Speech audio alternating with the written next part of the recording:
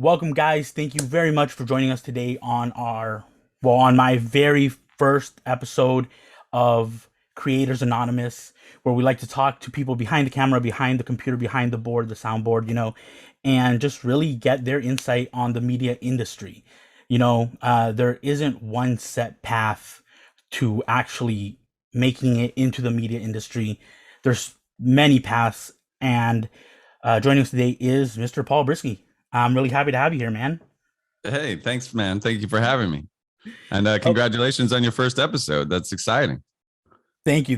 I appreciate that. And Uh, as you know, I reached out to you as kind of a long shot. I didn't even know if I was going to get a response, but um, it's weird to say it to someone, but I've been a fan of yours for quite a long time, you know, and this is when I was still shooting just random stuff and making clip art, like little videos and stuff. But I remember being a giant fan of Jackass and being a giant fan of the Dudesons, and then just going ahead and seeing the Dudesons vlog, and then you're and like, who the heck are these guys? yeah, Can I I was like, swear on this, by the way? Can I oh, swear? Okay. oh, Okay. I was going to say, go who the ahead. fuck are these guys? But I held back. My professionalism wouldn't let me do it without approval. No, Um, no, no. Do not worry about that. Like I am full steam ahead, and cool, I'm cool, yeah. But cool.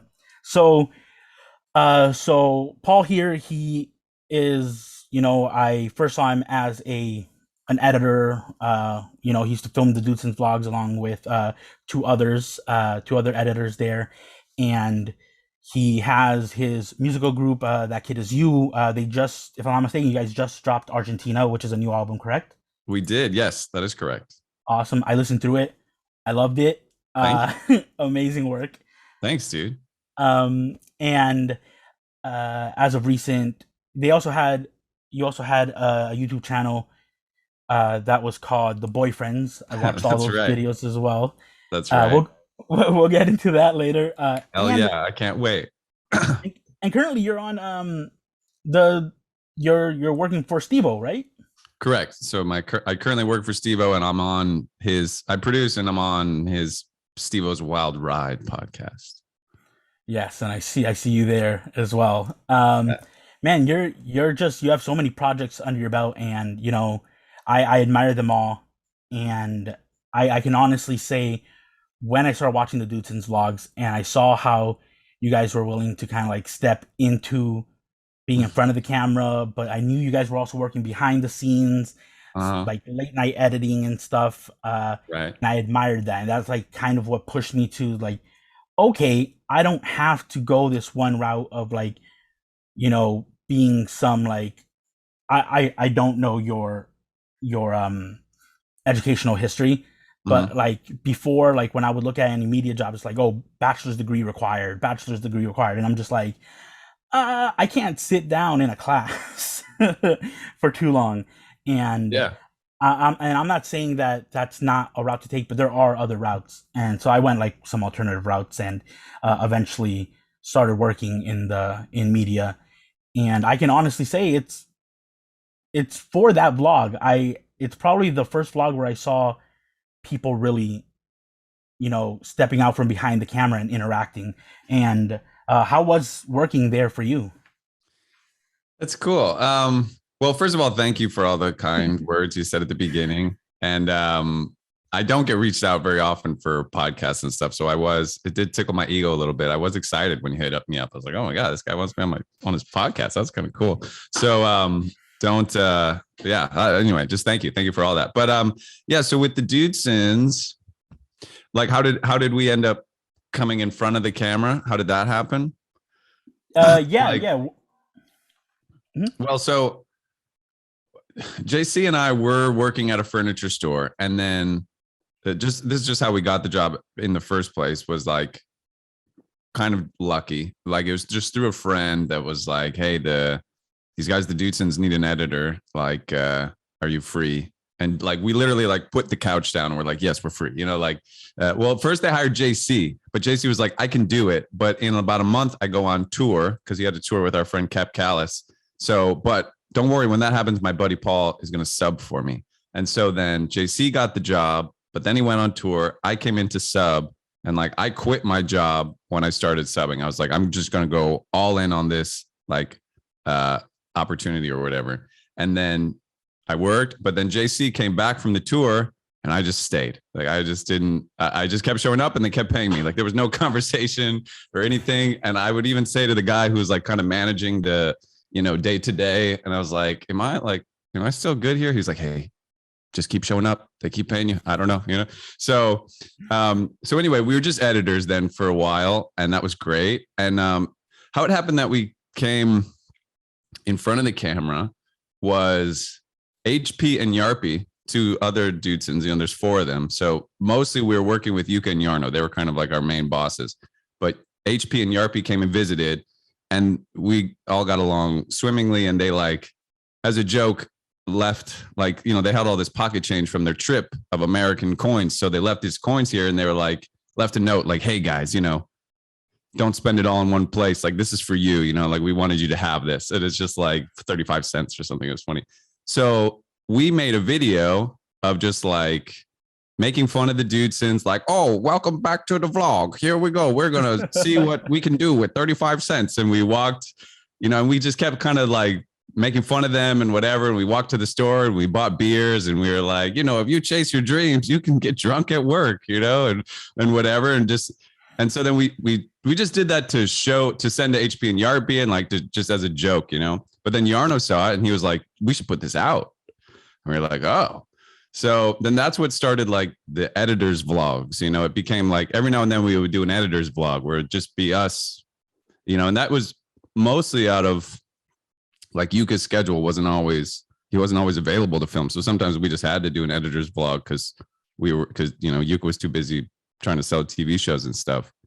But then there was this summer of challenges where Yarno, we all kind of came up with the idea, I guess. I don't remember whose idea it was, but it was like, we wanted Dudeson-ness to be more accessible to everybody. So like that anybody can feel like there's a little bit of a Dudeson in you also, And so we did the summer of challenges where it was going to be the Dudesons versus humans, and we were the humans, So it was just every day was a different challenge, and just to see how it was really honestly like, let's just show how much better the Dudesons are going to do at this than we will, But it ended up being, I don't know, just really fun, really hilarious. And then kind of from that point on, we were pulled into all sorts of crazy shit, but during that summer of challenges, we like got blasted with like pressure cannons, and we got hit in the nuts, and we ate weird stuff. And it was like the first time I had done any of that kind of stuff. So it was like a real, I don't know, it like opened the floodgates of just like, let's just do crazy stuff. I don't know. Did that include when you guys got pepper sprayed? Getting pepper sprayed might have been summer of challenges, or that might have came later, I think, because then we got really into the Facebook Lives, and I think the pepper spray was originally a Facebook Live. It was like a roulette, and the Facebook Lives was a whole nother fun era within that. But it all just kind of happened. Like that was a very long-winded answer. I'm sorry, but I'm a great listener, so if you want to, never cut your answer short. The more you want to say about it, the happier I am. But yeah, no, I remember watching all those videos. I remember you having long hair. Uh-huh. And then once it was gone, like I never saw it come back. Like, yeah, it was gone. It was gone for good. It just takes so long to grow hair out, So like there's an awkward phase, which for me, my awkward phase is like a year, like it gets like here, and then we have an awkward phase for like a year. And then it was like finally, so I knew when I cut it, like I was probably never going back through that awkward phase. I was just kind of left it. I completely understand, because I used to have really long hair, and once I cut it, because my now fiance, she would tell me I had to maintain it, and I never wanted to maintain it. I refused to maintain it. So she's like, why don't you just cut it then and start new? I was like, perfect, I'm gonna do that. Mm-hmm. I cut it, and then I've never had the patience to grow it out as long. Exactly. Yeah, it gets like halfway to as long as it was, and I'm like, it's too hot. It's Miami. I gotta get that. I gotta get rid of it. Uh-huh. But yeah, no, I get you. And then I know that, you know, you were on the Dudesons vlog, and so was JC, and so was Joey. And at Hmm. one point, you guys announced that you guys were going to start your own channel. Hmm. And how did that come about? Originally, well, I mean, we always, we were making the editors vlogs. We had that going on, but we're also like, we were friends, very, very good friends before we started working at the Dudesons. Me, JC, and Joey. We all used to live together in one house. We made sketches then, and so I don't know. We were always just coming up with ideas and like kind of writing like a TV show idea or funny sketches or whatever. It was like kind of always happening in the background. So, but there was also just like videos we wanted to do that we knew we could never do with the Dudesons, because the Dudesons kind of have this brand, So we always joked about this video like $100 prostitute versus $1,000 prostitute. We were like, wouldn't that be so funny? And we are like, it would get so many views, but obviously we can't do it. But then, so once we quit and, we weren't under some brand, which like nothing against the Dudesons for having a clean brand, like they're a family brand. But once we were no longer shackled by this family brand, we are like, let's just get fucking crazy and let's do the $100, $1,000 hooker thing. And, it's all like, it was like a sketch, we didn't really do it, but then we just kind of, kept going from there. Like, what other just kind of like raunchy shit can we do? And just to make ourselves laugh. But then the boyfriends became this like sequential. Have you seen any of the boyfriends videos and stuff? Yeah, all right. So I love, like, one of my favorites is the Juggalo love song, right? Yeah, I yeah. literally had that on repeat for a while, It's a beautiful song. and yeah, and I really love the $100 cocaine versus like $1,000 Yeah, cocaine. yeah, yeah, yeah. The way it escalated in the video was Uh-huh. just like perfect, and there's very few times where like I actually laugh out loud. Like, Uh-huh. yeah, you write it out a lot, you never do it, but like, I could not stop laughing. So yeah, Uh-huh. I've seen like probably every video that you guys have out for the Wow, boyfriends. wow, wow. Thank you. All right, well, cool. So and yeah, thanks. And so eventually it became this like sequential series where we like left a cliffhanger, and it was like previously on the boyfriends, and we were like doing all this kind of, and that's when it got really fun for, I don't know, I think for everybody, but I can only really speak for myself, I guess. Like for me, just doing like a TV show and a TV series and having it start to feel like, oh, we're not just doing like one-off sketches, like this is a series, like we have a story arc, and we're like, it just became a lot of fun. And I don't know, something I think still will happen with boyfriends, like in that sort of like a Okay, series or something that we'll try to sell at some point. I can't wait because you guys left me hanging on your last video 2 years ago, Yeah, right? sorry about that. And I'm crossing my fingers. I know you guys will make a comeback on that, so I know you guys are good for it. We're Um, good for it. I apologize for the wait. We kind of like JC and I. Well, we all just sort of realized like, or we had a moment where like, are we trying to do too much? Because like after we quit the Dudesons, we were trying to get That Kid Is You going, making boyfriends videos once a week. I was doing stand up like a couple nights a week, and it was just kind of like, we just felt like we're trying to do too much. Like all these things aren't going to catch at the same time if we're giving each of them like 20% of our time. Like let's pick one thing, put all of ourselves into that. Once that kind of, gets through the roof or whatever, like blows up, then we can kind of trickle out to these other things and start, and so we just sort of chose That Kid Is You. It could have gone boyfriends or That Kid Is You, but we went with let's do the music.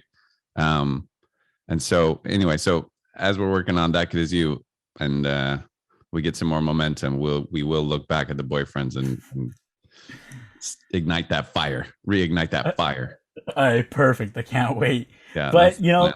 you guys did well. I don't want to say like you guys made the right choice because you never know. But that gives you great, great job on that.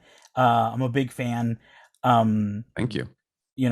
and I can honestly say that has you guys have such like a unique sound, and it's not just like your everyday like pop or everyday rap, and you guys kind of found your niche genre and just really dug in, and you are making music that you guys like. And I can only applaud that, because you're not looking to just make, you know, okay, I don't want to say your music's not popular, but popular music, that cliche I know what you sound. mean. Yeah, yeah, Yeah. yeah. We don't go into it with like, let's make a song that sounds poppy or sounds like commercial or sounds like Drake or sounds like Tyler the Creator, even something like there's no plan. We just make it. Whatever comes out, however it sounds, that's how it sounds. I feel like when you go into, especially with music, like let's make an R&B song, and then you guys start making a song, and then you're like, oh wow, this is crazy, this is cool. But then someone's like, yeah, but I thought we were making an R&B song. Like, this isn't an R&B song. And it's like, look, dude, like, stop. It's not. We're not trying to like fulfill this goal and like check a box. We're just trying to make something cool. R&B song was a jumping off point. So anyway, I appreciate that. Yeah, yeah, and you can tell, because let's say through Argentina, like the the songs, they have similar vibes, but at the same time they have like these different outliers and different, like, standings, and they don't just, like, you can listen to an album sometimes and you don't know where one song ends and the other one starts. And Right. you guys have these songs that like can really stand alone. uh and that's cool. And let's take you back to like the furniture store, where you Okay. where you first started. Let's do it. Where were you, like, were you classically trained, with media? Did you go to like a media school? Did you just pick up a camera and go like, I just want to shoot some shit today? So how did it start out for you? So JC, Joey, and myself actually went to the same college called Full Sail University in Full sail. Orlando, Florida. I'm sure you know of it. Yeah. Um, and I went to the audio engineering program. JC did film, and Joey did like graphics or something, or like, I don't remember even what the hell Joey did. I think it was like 3D graphics or something like that. But so I yeah, like I was in the audio program. Like, I'm a drummer, and I had my band and I was doing my music. My goal was kind of like, I want to be a musician, so this will just help me kind of know what's going on when I'm like in a recording studio. That was kind of like Yeah. my ego filled idea, like I'm going to be a big deal. So I want to know like what's going on when I get my big record deal and I'm in the studio. I don't want to be like, not know what's going on. And so I just sort of started like, I kind of taught myself Premiere, just sort of making music videos, like editing a quick thing or whatever. It was really just so that we could make our own music videos. So I kind of taught myself Premiere that way. And then I met JC actually after we had both graduated. We both stayed in Orlando. And then I got close with JC because I actually was his drummer. He was in a rap duo called Not Them in Orlando. And they were kind of big in Orlando. And my band was called the Sweet Jones Family Band. And we like we want to be like the Roots. We were like the backing band for all the local rappers and singers and stuff. So Not Them hired us to play with them, and that's kind of how we all met. So I like, JC was kind of my crutch in a lot of ways, because technically I didn't know what I was doing, or I knew a little bit. I know what a frame rate is, but I don't know ISO, and I just so many things like I didn't know, and I could always lean on JC, and especially with the Dudesons, like if we needed graphics or something needed to happen in was it After Effects or something, like I would just give it to JC. I've never used After Effects. I don't know what I'm doing, I'm like I'm a big picture guy, so yeah, I sort of taught myself, but I was really lucky that I also had JC for most of always at the Dudesons I had JC to lean on if there was something I didn't know how to do. So I don't know, that's another long-winded answer, but yeah, that's like my background. And that at the point I'm at the furniture store. So I graduated from Full Sail, stayed in Orlando for like a year playing in my band and stuff. And then I moved home to Chicago just kind of like to figure things out. I was like a waiter, you know, in my hometown kind of. And JC and like they had like a whole house like packed with people in Orlando, and basically that whole house moved to LA together. And they hit me up. They were like, dude, we got a room here for you. Here's the rent. It's kind of cheap, blah, blah, blah. They just made it so easy for me. And I was like, yeah, well, like, what am I doing? I'm a waiter, you know, nothing against being waiters, you know, but it's like, this is not my goal, is to No, of serve course. tables, you know? So I was like, I don't know. I was like, how can I not go? And so that's when I moved to LA. That was in 2012. We were here. I was there for the whole year, and we were all packed in the house. And it was me, JC, Joey, our friends Dez and Brown, and like just a lot of people came through that house and stuff. And but then after that year, a band from Orlando invited me to be their drummer because they're about to do Warp Tour. So I actually left LA, and then I moved back to Florida, and I played with this band for like 2.5 years. But then once I quit that band and moved back to LA, we got the job at the furniture store, and there I am at the furniture store. Now you're all cut up. There you go, man. See, it's not just one straight path. You No, went, not at all. you went Not like 8 different ways. exactly. It's chapters. I see it all in chapters, and every chapter needs to end for the next one to start. You know, and like I don't know. Yeah, nicely said. No, yeah. Like, um, like for me in specific, I went to a school here in Miami called Miami Media School, right? I ended up graduating and getting like I graduated in TV and radio production. Right when I graduate, everything because of the pandemic goes into lockdown. So like no one's hiring, right? And Uh-huh. I had to stay with like the same, call center job because they made it so easy. Like everything went remote. I was working from home for like a year and a half, and they just made it so easy. So I stayed there, and I realized I was too comfortable. I'm like, I'm too comfortable not pursuing any of like my goals and stuff. And I ended up, just me and my fiance, we both worked at the same spot. We both quit the same day, and like I had no backup plan. And then I just started looking for media jobs, and I finally I landed one, and then everything's been good since then. But Good. yeah, before that, man, I worked in food. I managed. I used to manage pizzerias. You Nice. know, yeah, I think I've worked in like 5 different pizzerias. Good. Yeah, and I mean, there's no shame in any of like I respect that hustle, you know, like I didn't mean to say it in like a derogatory way because you got to do what you can for work. And it's weird, like in our field, like it's almost a hobby until it becomes a job, and it has to be like your second. I mean, that's what music kind of is for me technically right now. It's like I've never made any money from That Kid Is You yet, you know. It's like what I do when I get home from work, but I'm like trying to shift it over into like being in the revenue stream, you know. No, But no, yeah. You're hustling until you make it, and that's all exactly. you can really do because Yeah. uh, starting out like making videos and stuff was straight up just a hobby. I wouldn't Mhm. even be able to edit more than a couple hours a day or even like 1 hour a day sometimes because I'd be so dead tired from work. But you put in the little bits and the little bits, and you learn, and then you make it eventually. No doubt, you guys are gonna you'll hit your spot. Well, you too, man. I mean, hearing you just say like that you were too comfortable and that you knew like you had to kind of scare yourself and make this change, like that's I have a lot of faith in your future as well, because that is the exact attitude I feel like you need. Like if you're not uncomfortable, if you're not scared, if you're not a little overwhelmed, like fighting to keep your head above water, and that can't happen forever. You know, you do want like an ebb and flow of comfortability and not, but you kind of have to seek that out. I feel like to do these leaps of progress. So good No, on you. thank you. I appreciate that. Yeah.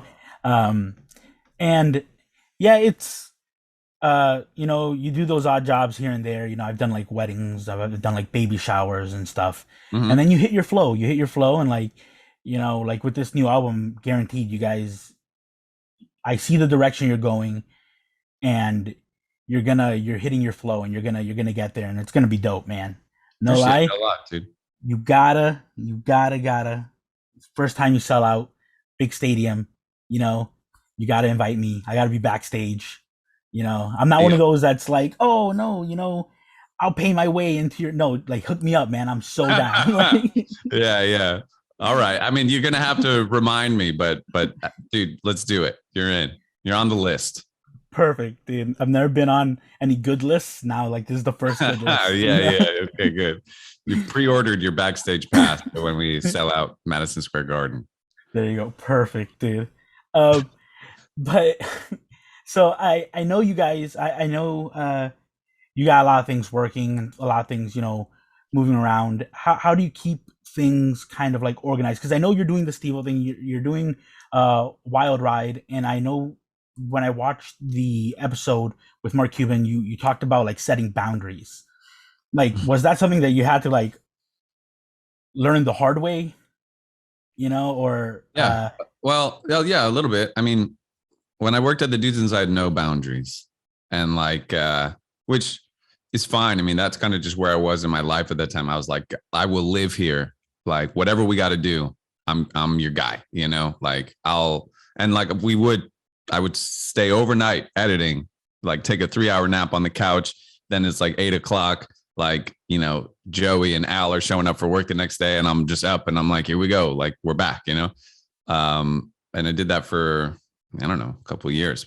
But in that time though, like everything was on the back burner for me. Like I was making music sometimes, but nothing serious. Like everything, it was like all my effort was going towards the Dudesons. And so when I started working with Steve, like I had to make a conscious effort, because it's natural for me to be like, I'm all in, whatever you need, I'm your guy, And I had to really like force myself to set up these boundaries and kind of like purposely not be available if I'm not on the clock. If I'm not there editing, like I'm not available, just because I got so much other stuff I'm trying to do, and I don't want to see like another 2-3 years go by where I didn't like put enough effort into my own stuff. And again, I don't regret anything about what I did with the Dudesons. Like that's kind of how we were able to be so successful there. But I'm at a point, I guess, in my life where I'm trying to do it. I'm just trying to find better balance. So yeah, it was like a conscious effort to set up that boundary, because of at the Dudesons, I just was so all in that yeah, it's just also kind of not as sustainable that way. Like I've been able to, I've worked for Steve longer than I think I worked for the Dudesons now.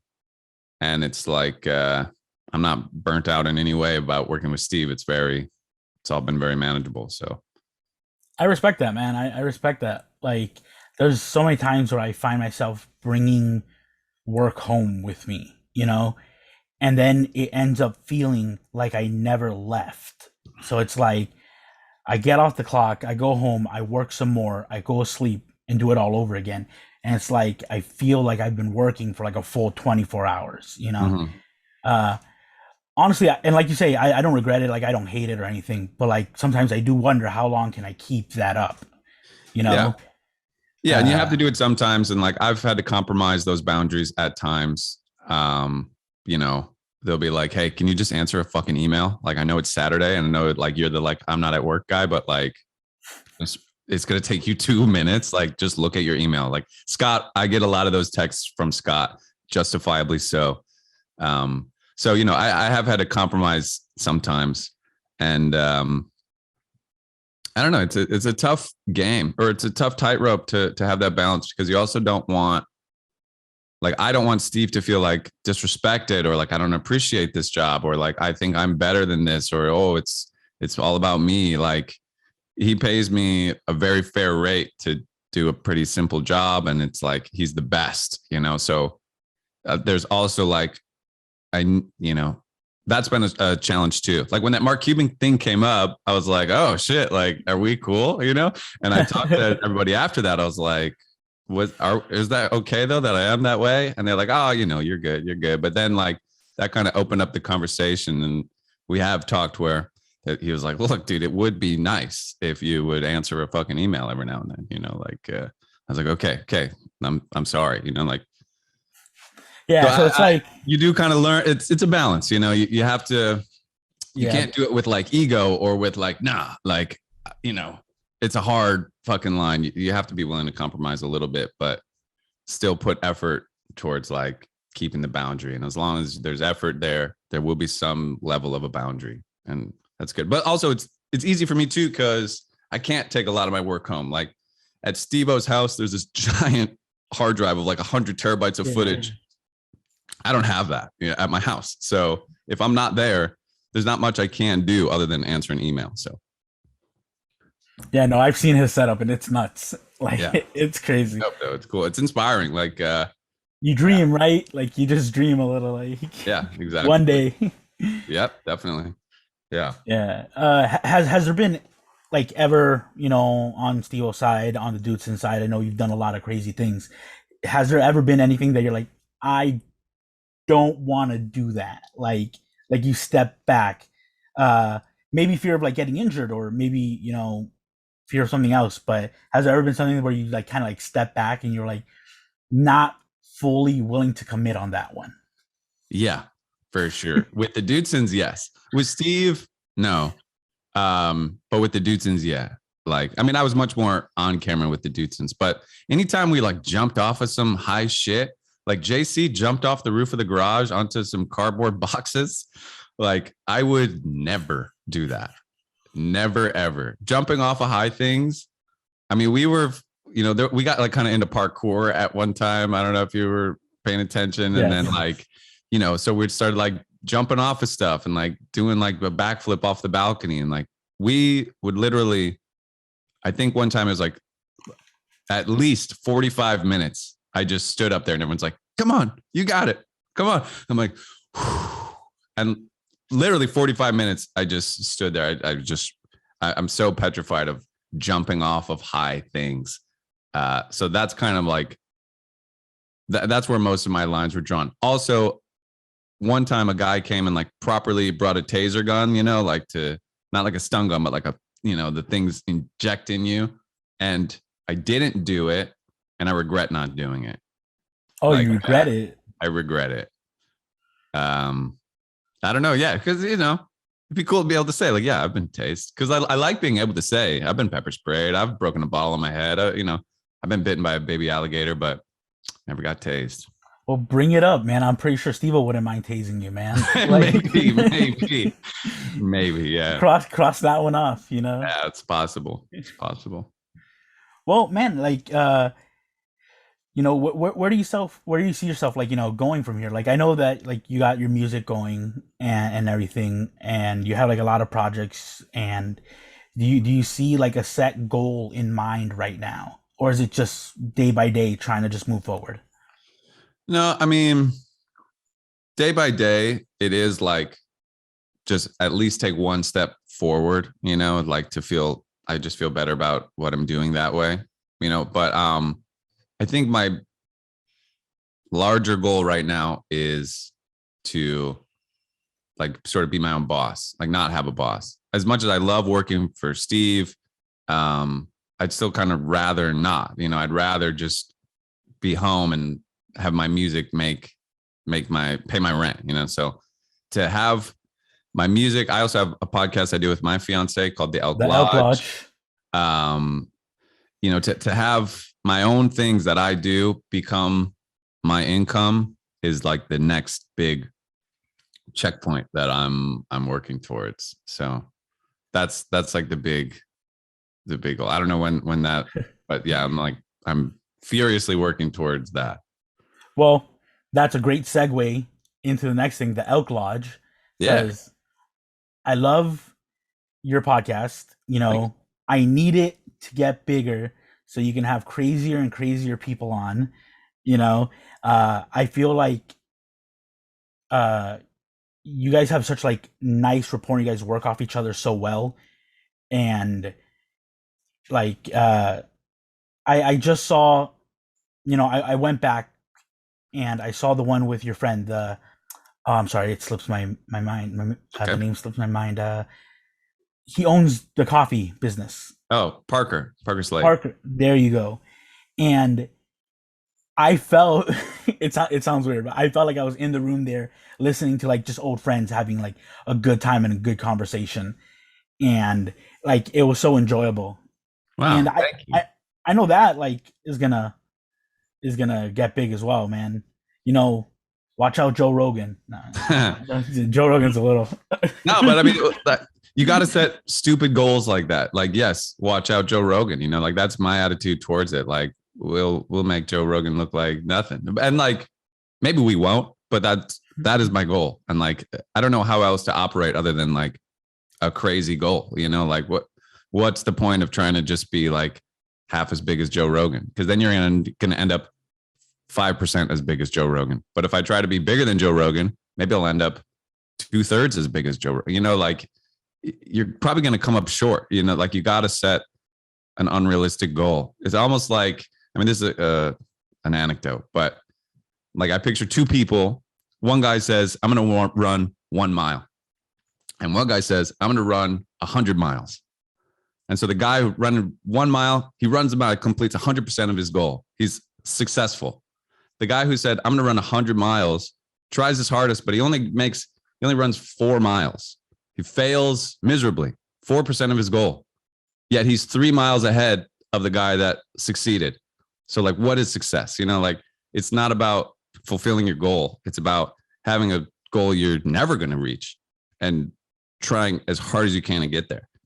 And like, it's this weird paradox where like, you have to believe I can run 100 miles and I'm gonna, and maybe you'll only run 4 or 6 or 2, but, and then you have to be okay with that too. It's this weird paradox, you know, you got to be like, I'm going to do it, but if I don't do it, that's fine. But I'm going to, you know, I got to try my hardest to do it. I don't know. No, nicely stated. Nicely stated. Yeah, so that's kind of how I see it. I 100% agree. You know, you just got to aim for the moon, and then you land among the stars, or however Exactly, goes. exactly. It's that classic cliche, but it is true. It is true. It's very So, true. but yeah, thank you. Those compliments about the Elk Lodge. I that's kind of what we envision for it. It's just casual, hanging out, and like Christine and I grew up together with Parker. You know, it was a catch up of old friends, and so it's good that was communicated. Yeah, no, and that's how I felt. Like it just felt like a really comfortable vibe, and that's what I get from like all of your episodes. Uh, it feels like you make everyone feel welcome on the show, and I haven't really run into a situation where someone feels awkward or out of place on the show. So, I can honestly say that as a viewer, you feel welcome and comfortable as well watching it. You know. Right, right. Well, thank you. Appreciate that a Yeah, lot. no, of course. And you know, like I've seen a couple episodes.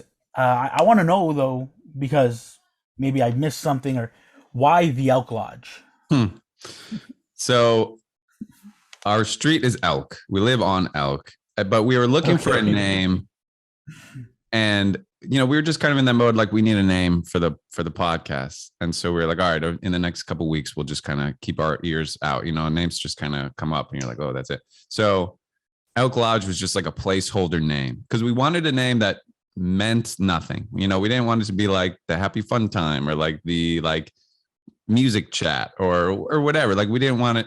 We want it to be just so open ended that we're just talking. We're just talking to people. So yeah, Elk Lodge was kind of like a placeholder, and then we were like, you know what, that's good. I mean, it means nothing. It's kind of like there's a vibe, like fireplace kind of vibe to the name, and so I don't know, we just rolled with it.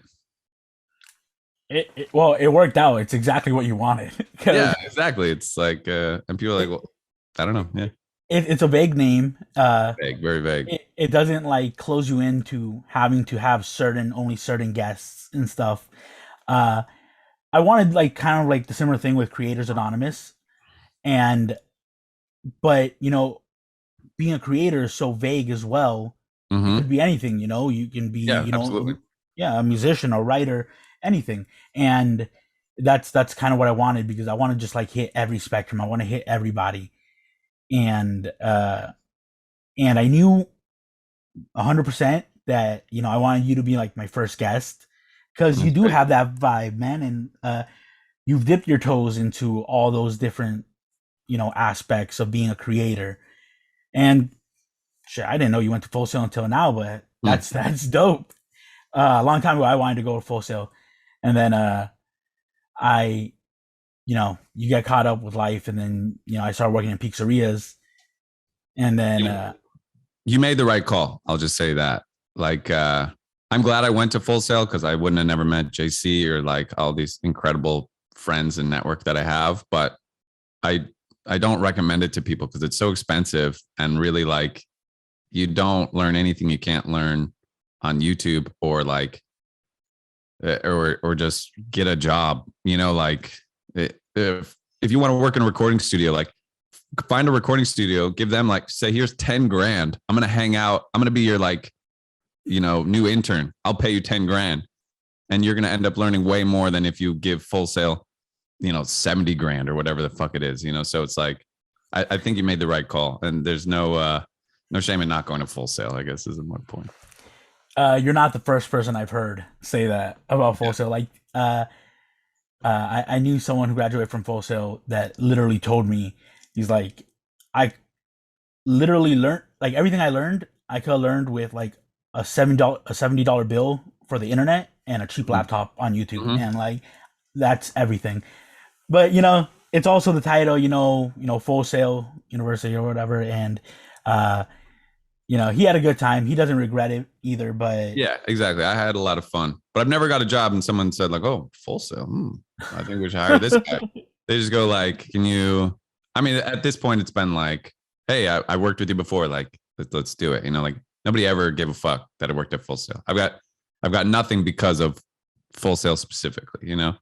that's the beauty. That's the beauty Yeah, of it, because that's beauty.